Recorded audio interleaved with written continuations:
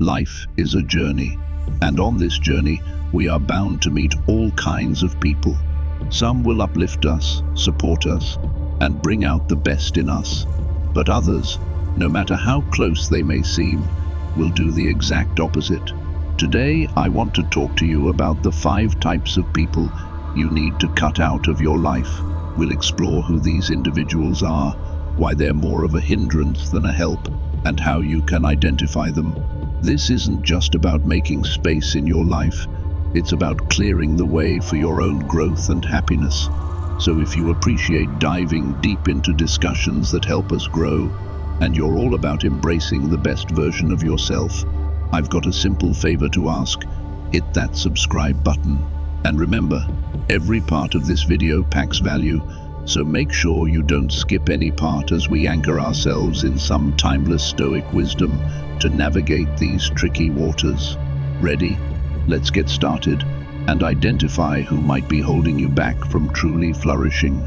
Navigating through life, you're bound to cross paths with a variety of personalities, each bringing their own flavor to the mix. One of the more challenging types you might encounter is the competitor. You know the type, someone who can't seem to let a moment pass without turning it into a battle of one-upmanship. They're the friend or colleague who sees every interaction as a chance to prove they're better, smarter, or more successful. It's not just about having a bit of competitive fun. Their need to compete is constant and often comes at the expense of your own successes and happiness. This relentless competition can be exhausting. It's like being in a race you never signed up for.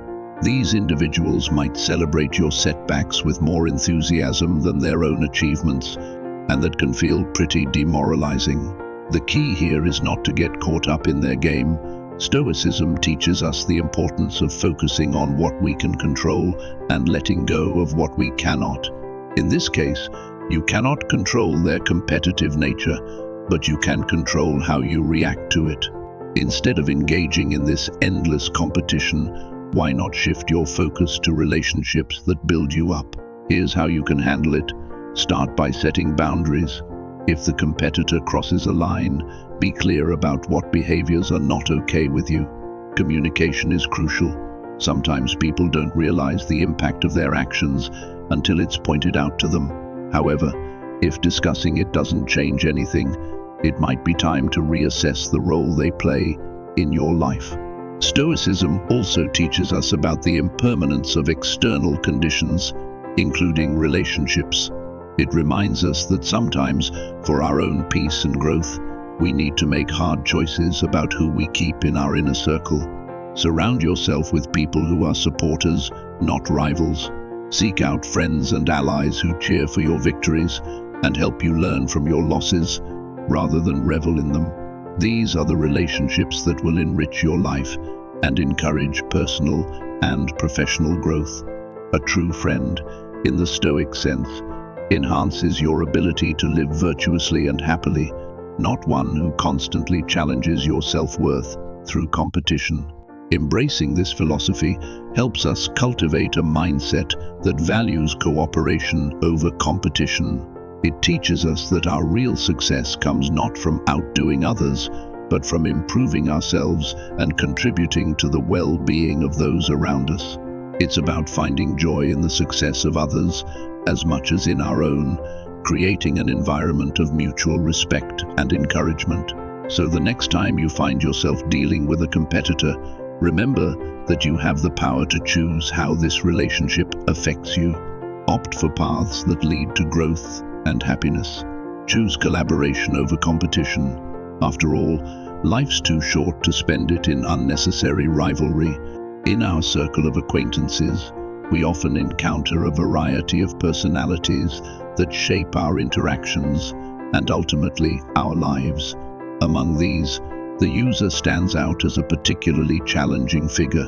This individual often masquerades as a friend, but their actions reveal a different agenda. They're consistently present when it benefits them, quick to ask for favors or support, but conspicuously absent when you're the one in need. This type of relationship can drain your resources and emotional energy, leaving you feeling unappreciated and exploited. Dealing with users requires a strategic approach grounded in self-respect and clear boundaries.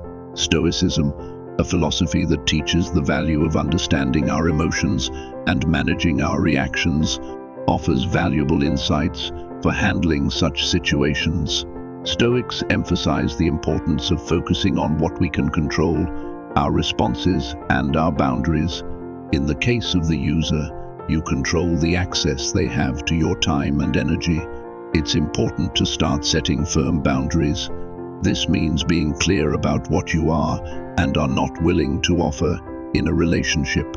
When a user comes calling, consider whether you are helping because you want to or because you feel obligated.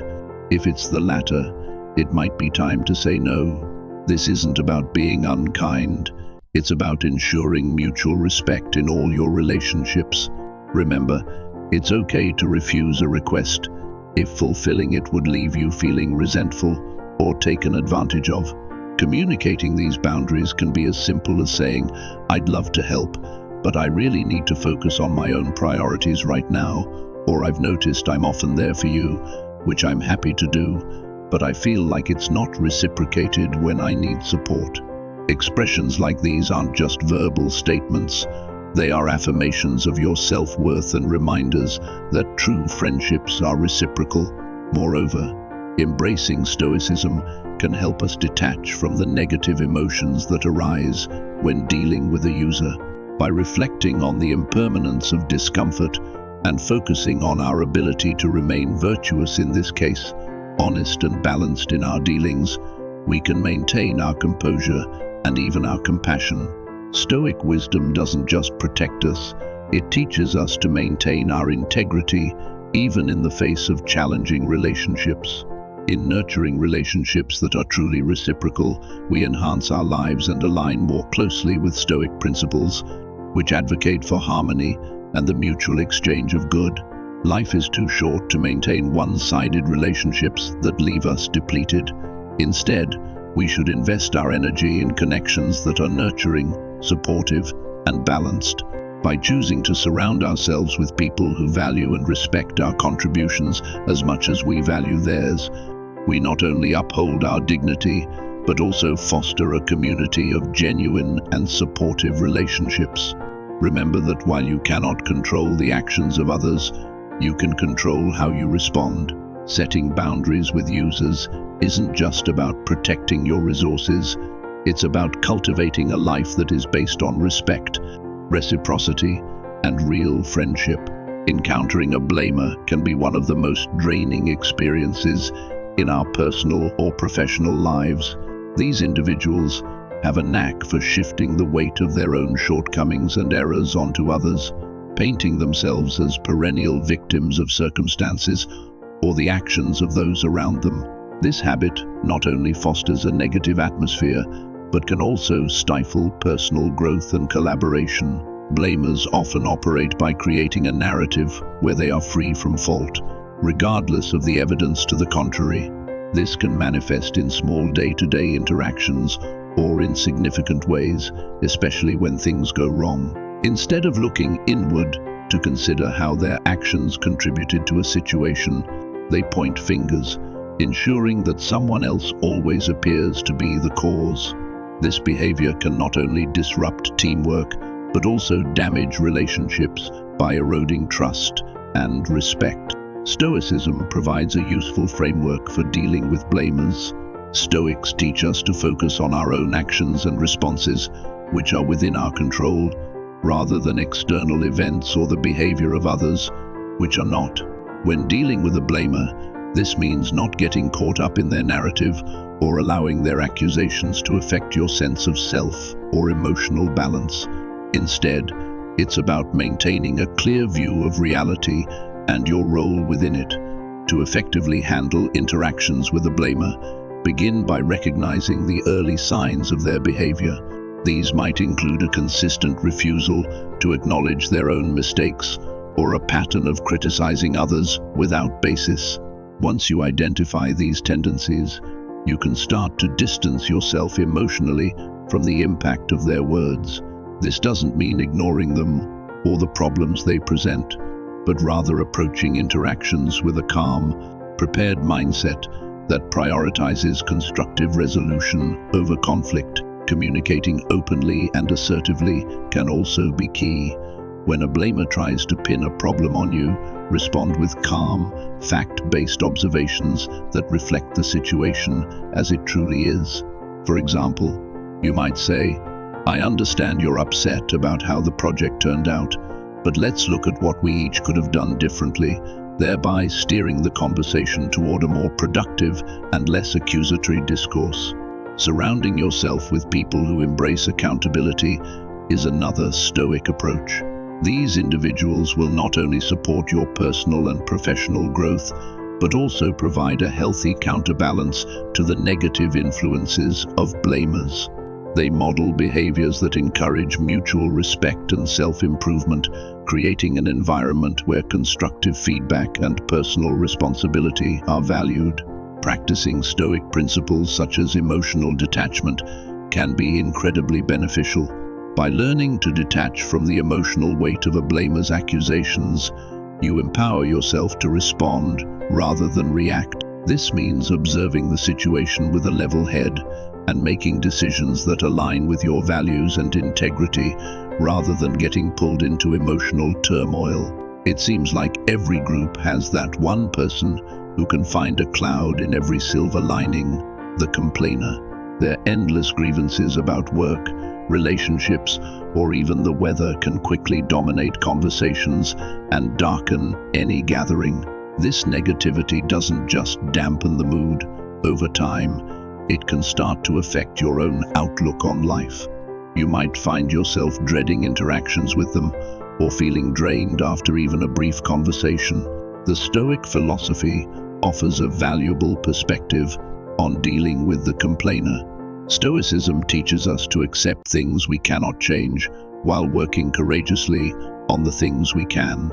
When it comes to the complainer, while you might not be able to change their view of the world, you can certainly adjust how you interact with them. The goal is to protect your own peace of mind without giving up on kindness and empathy. One effective approach is to limit your exposure. This isn't about avoidance, but rather about setting healthy boundaries. For instance, you might decide to keep interactions brief when you know they're likely to spiral into complaints, or you might choose to steer conversations towards topics that are less likely to prompt grievances. This way, you maintain a polite distance that shields you from the brunt of their negativity.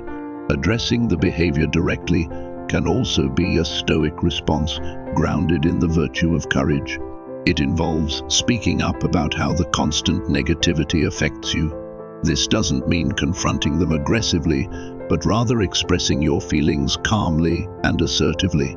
For example, you could say, "I understand that you're upset, but focusing on the positives could help us find a better solution." This approach not only sets a boundary, but also provides the complainant with a different perspective, which they may not have considered. Encouraging a more positive outlook is another strategy. This involves helping the complainant see things from a different angle. When they bring up a problem, you could point out potential solutions or silver linings. It's about gently guiding the conversation away from the negative and towards the positive. However, as the Stoics would advise, remember that you can lead a horse to water, but you can't make it drink. Your efforts should be sincere, but not forceful. Accept that the ultimate change must come from them. Stoicism also teaches us about the importance of inner tranquility and not allowing external forces to disrupt our peace. This philosophy can be particularly helpful when dealing with a complainer. By focusing on maintaining your own serenity, you can interact with them without getting emotionally entangled in their negativity. Think of their complaints as waves crashing against a sturdy rock. Your inner peace remains undisturbed despite the chaos around you. It's essential to nurture yourself. Constant negativity from another person can be depleting, and it's crucial to recharge. This might mean spending time in more uplifting company or engaging in activities that restore your positivity. Stoicism doesn't just teach us how to endure, but also how to thrive by prioritizing practices that maintain our well-being. Navigating relationships can sometimes lead us down very rocky paths where we might find ourselves facing the most challenging of them all, the abuser. This person can fundamentally alter the landscape of our lives through their harmful behaviors, which may include emotional, verbal, or even physical abuse. The impact of such relationships is deeply destructive, not only affecting our well-being, but also our perception of self-worth and our ability to trust others. Understanding the signs of abusive behavior is the first critical step towards safeguarding oneself. Abusers often employ manipulation and fear to dominate and control, making their victims feel powerless and isolated.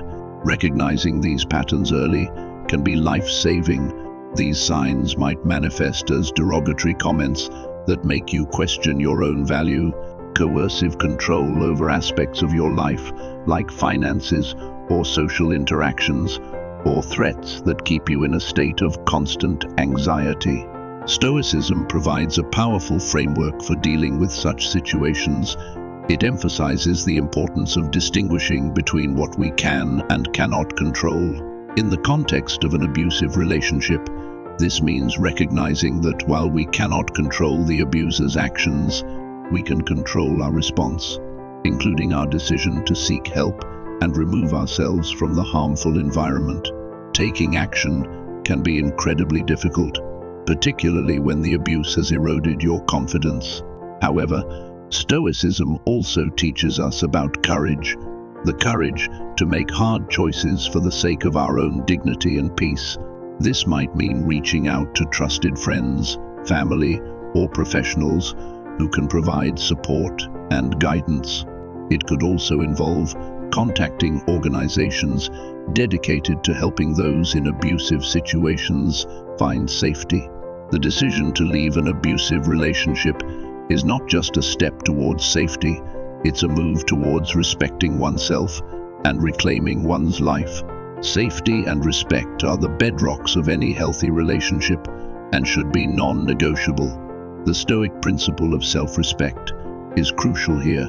It compels us to remove ourselves from toxic dynamics that threaten our peace and virtue. Furthermore, Stoicism encourages us to view adversity as an opportunity for personal growth. While escaping an abusive relationship is fraught with challenges, it also offers a profound chance to strengthen one's resilience, to rebuild a sense of self that might have been diminished by the abuser's actions. It teaches us that our reactions to external circumstances define our character and our destiny. In dealing with an abuser, it's essential to cultivate an internal locus of control, believing that you have the power to change your circumstances. This is what Stoicism aims to bolster. It's about more than endurance. It's about transforming suffering into strength, understanding that you have the agency to change your story, and ensuring that no one else holds the pen. Remember that healing from abuse is a journey.